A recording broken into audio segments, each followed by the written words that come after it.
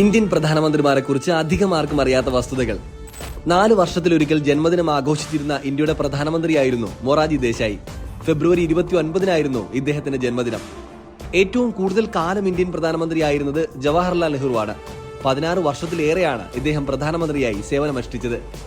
രാജകുടുംബത്തിൽ ജനിച്ച Indian പ്രധാനമന്ത്രിയായിരുന്നു VP Singh. അധികാരത്തിലിരിക്കെ കൊല്ലപ്പെട്ട ആദ്യ ഇന്ത്യൻ പ്രധാനമന്ത്രി ഇന്ത്യയുടെ ഏക വനിതാ പ്രധാനമന്ത്രിയായിരുന്ന ഇന്ദിരാഗാന്ധിയാണ്. 2 തവണ ഇന്ത്യയുടെ ആക്ടിംഗ് പ്രധാനമന്ത്രിയായ ഏക വ്യക്തി ഗുൽസാർലാൽ നന്ദയാണ്.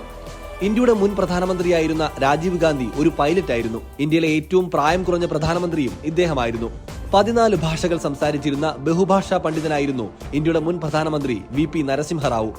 അവിവാഹിതനായ ഏക ഇന്ത്യൻ പ്രധാനമന്ത്രി AB വാജ്പേയി ആണ്.